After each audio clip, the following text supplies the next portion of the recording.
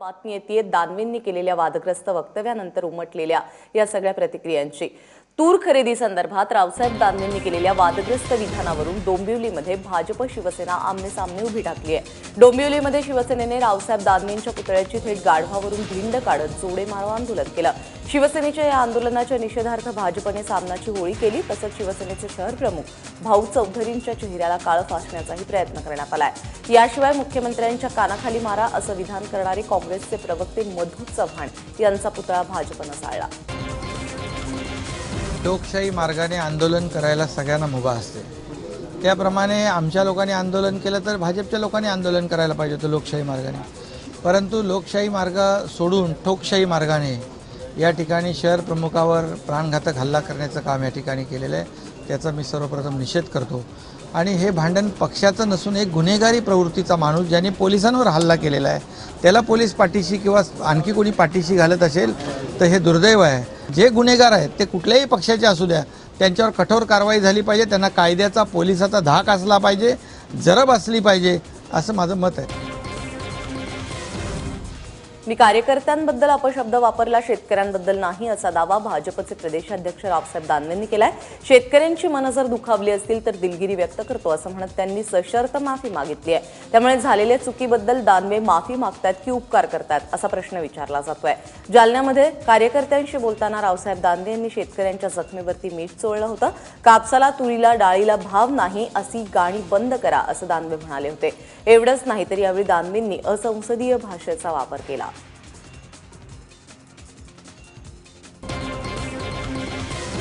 सांगितले की काल दानवेंच्या संबंधीची कारवाई करा। दानवेंनी असं बोलणं आपला फायदाच नाही। दानवेंनी हे असंच बोललं पाहिजे। त्यामुळे त्यांना काढायची भाषा कशाला करतात ते राहिले पाहिजे। बेताल असं वक्तव्य केलेलं आहे आणि हे याची गंभीर नोंद केंद्रीय नेतृत्वाने घेतली पाहिजे आणि त्यांना त्यातून पदातून मुक्त केलं पाहिजे।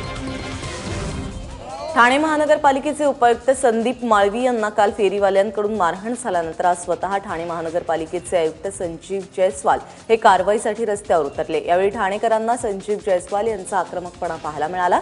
कारवाईच्या दृश्यांमध्ये संजीव जयस्वाल रिक्षा चालकाची कॉलर पकडून त्याला हुसकावून लावताना दिसतात। आयुक्तांचा हा आक्रमकपणा पाहून ठाणेकर देखील चांगलेच अचंबित झालेत। गुन्हा अवैध फेरीवाल्यांनी केलेला आहे, मग त्याची शिक्षा रिक्षा चालकांना का असा प्रश्न सर्वांना पडलाय। ठाणे महानगरपालिकेचे उपायुक्त संदीप माळवी यांना मारहाण झाल्याप्रकरणाची दृश्य सीसीटीव्ही कॅमेऱ्यात कैद झाली आहे। परवा संदीप माळवी गावदेवी परिसरामध्ये फेरीवाल्यांवरती कारवाई करत होते। त्यावेळी 150 फेरीवाल्यांनी त्यांना जबर मारहाण केली। या निषेधात काल ठाणे महानगरपालिकेच्या कर्मचाऱ्यांनी काळ्या फिती लावून निषेध व्यक्त केलाय। संदीप माळवी यांना मारहाण केल्याप्रकरणी नौपाडा पोलिसांनी दोघांना ताब्यात घेतले तर इतरांचा शोध सुरू आहे। महाराष्ट्रातील विद्यापीठांमधील अर्ध्याहून अधिक पीएचडी बोगस असल्याचं वक्तव्य खुद्द शिक्षण मंत्री विनोद तावडेंनी केलं। त्यामुळे सर्व संशोधन केंद्रांना यापुढे प्रबंध ऑनलाईन जाहीर करण्याच्या सूचना दिल्याचं तावडे म्हणाले। ते पुण्यामध्ये भारतीय विद्यापीठाच्या वर्धापन दिन सोहळ्यामध्ये बोलत होते। अनेक जण फक्त पगारवाढ होण्यासाठी किंवा नावापुढे डॉक्टर लावण्यासाठी पीएचडी करतात। त्यामुळे विद्यापीठांमधील अर्ध्याहून अधिक पीएचडींचे प्रबंध हे कॉपी पेस्ट असतात। अशा संशोधन विषयांचा भविष्यात काहीच उपयोग होत नाही असं तावडे म्हणाले। आपल्या महाराष्ट्रातल्या सगळ्या विद्यापीठांच्या रिसर्च पेपर्सचा ॲनालिसिस करायला ते मोहनदास पै म्हणून त्यांना सांगितलं, त्यांनी मला एक प्रेझेंटेशन केलं। तर आपल्या रिसर्चचं सायटेशन किती आहेत? 1.3 सायटेशन। याचा अर्थ जे रिसर्च केले जातात ते नंतर वापरले किती जातात? तर 1.3। याचा अर्थ खरं खोटं माहीत नाही, पण अर्ध्याहून अधिक पीएचडी बहुतेक कॉपी पेस्ट तरी आहेत किंवा प्राचार्य व्हायला क्वालिफिकेशन लागतं म्हणून आहे, एचओडी व्हायला लागतं म्हणून आहे, माझं इन्क्रिमेंट होईल म्हणून आहे। रिसर्च हे रिसर्चसाठी होतंय का? आणि या रिसर्चमधनं पुढे त्यातून काही वेगळी डेव्हलपमेंट आम्ही करतो आहोत का? अशी रिसर्च सेंटर्स ही उभी राहणं ही गरजेचं आहे। वैद्यकीय पदव्युत्तर प्रवेश कोट्याचा निर्णय कोर्टाकडून रद्द झाल्यानंतर आता सरकारने राज्यातील विद्यार्थ्यांना दिलासा देण्यासाठी हालचाली सुरू केलेल्या आहेत। पुढील वर्षीपासून महाराष्ट्रामध्ये मेडिकलसाठी परप्रांतीय विद्यार्थ्यांना प्रवेश दिला जाणार नाही। त्यासाठी राज्य सरकार कायदा तयार करणार आहे अशी माहिती केंद्रीय अशी माहिती वैद्यकीय शिक्षण मंत्री गिरीश महाजन यांनी दिलेली आहे। वैद्यकीय अभ्यासक्रमासाठी अभिमत आणि खासगी प्रवेशांमध्ये राज्यातील विद्यार्थ्यांना 67% आरक्षण देण्याचा निर्णय राज्य सरकारनं घेतला होता, मात्र कोर्टानं तो रद्द केला आहे। 2015 मध्ये पहिल्या वर्षी सरकार आल्याबरोबर आपण शुल्क नियंत्रण समिती तो ऍक्ट आपण फी रेग्युलेशन ऍक्ट आपण या ठिकाणी आणला। पूर्वी असं होतं की संस्थाचालकच फी ठरवायचे आणि ती फी वाटेल तशी त्या ठिकाणी आकारत होते, पण तो आता 3 टायर पद्धत 50% जागा आहेत त्या शासकीयच आहेत। वर्धा आणि यवतमाळमध्ये जोरदार वाऱ्यासह अवकाळी पावसानं हजेरी लावली। काल सकाळच्या सुमारास यवतमाळमध्ये अचानक विजांच्या कडकडाटासह जोरदार पावसाला सुरुवात झाली।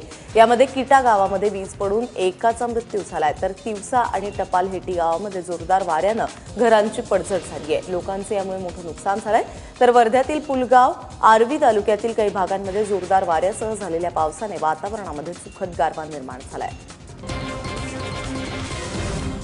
मुरबाडच्या शेतकऱ्याने कल्याण तहसील कार्यालयामध्ये केलेल्या आत्महत्येप्रकरणी तहसीलदार आणि नायब तहसीलदार यांना निलंबित करण्यात यावं अशी मागणी करण्यात येते आहे। मृत शेतकरी अशोक देसले यांच्या वडिलांची 1 हेक्टर 62 गुंठे जमीन होती।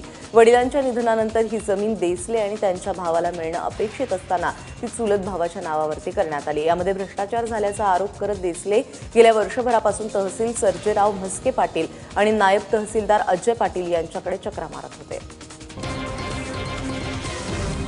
गेल्या अनेक वर्षांपासून परवानग्यांच्या कचाट्यात अडकलेल्या मुंबई कोस्टल रोडला केंद्राची अंतिम मंजुरी मिळालेली आहे। मुख्यमंत्री देवेंद्र फडणवीस यांनी ट्विट करून ही गुड न्यूज दिली आहे। त्यामुळे शिवसेनेचा ड्रीम प्रोजेक्ट असलेल्या कोस्टल रोडचा मार्ग मोकळा झालाय। जुलै महिन्यामध्ये होणाऱ्या राष्ट्रपती पदाच्या निवडणुकीसाठी देखील भाजपला शिवसेनेच्या पाठिंब्याची गरज भासणार आहे। या पार्श्वभूमीवरती कोस्टल रोडला केंद्राकडून मिळालेल्या अंतिम मंजुरीचे अनेक राजकीय अन्वयार्थ काढले जात आहेत। 15 वर्ष सत्ता उपभोगल्यामुळे आपण सुखवस्तू झालो आहोत, त्यामुळे आपण रहाट्यांवरून उभं राहून संघर्ष केला पाहिजे, अशा शब्दामध्ये शरद पवारांनी राष्ट्रवादी काँग्रेसच्या पदाधिकाऱ्यांची कानउघडणी केली।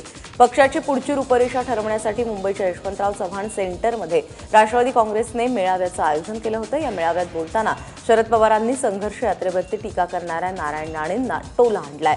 दरम्यान शरद पवार राज्यभर दौरा करणार असून त्याची सुरुवात विदर्भापासून होणार आहे। हा दौरा कधी सुरू होणार हे अद्यापही स्पष्ट करण्यात आलेलं नाही। तब्बल 500 कोटी रुपये खर्च करून बनवलेला बाहुबली बॉक्स ऑफिसवरती धमाल करत असताना मराठी सिनेविश्वातून एक जबरदस्त बातमी येतेय। ती बातमी आहे रितेश देशमुख करत असलेल्या छत्रपती शिवरायांवरच्या सिनेमाची। या सिनेमाचं बजेट तब्बल 225 कोटी रुपये असल्याचं ट्विट दिग्दर्शक राम गोपाल वर्मा यांनी केलंय। बाहुबलीचा करिश्मा सुरू असताना मी एक जबरदस्त बातमी ऐकली आहे। रितेश देशमुख शिवाजी सिनेमा करत असून त्यासाठीचं बजेट 225 कोटीहून अधिक आहे, असं या ट्विटमध्ये म्हटलंय। रिझवी कॉलेजच्या रुद्र धांडेने आंतर कॉलेज 2020 सामन्यामध्ये नाबाद द्विशतक साजरा करण्याचा पराक्रम गाजवलाय। मुंबई विद्यापीठाच्या वतीने आयोजित अबिस रिझवी चॅम्पियन्स ट्रॉफी 2020 स्पर्धेमध्ये रुद्र धांडेने दालमिया कॉलेजच्या विरोधात खेळलेल्या सामन्यात हा पराक्रम गाजवला। त्याने माटुंग्याच्या दडकर मैदानामध्ये 67 चेंडूंमध्ये 21 चौकार आणि 15 षटकारांसह नाबाद 200 धावांची खेळी उभी केली। रुद्रच्या या कामगिरीने रिझवीला 20 षटकांमध्ये 2 बाद 322 धावांची मजल मारून दिली। प्रतिस्पर्धी दालमिया कॉलेजचा डाव 11व्या षटकात 75 धावांवरती गडगडला। दरम्यान रुद्र धांडेचं नाबाद द्विशतक हा 2020 क्रिकेटमधला विक्रम ठरू शकणार नाही, कारण दिल्लीतल्या फ्रेंड्स प्रीमियर लीग मधल्या 2020 सामन्यात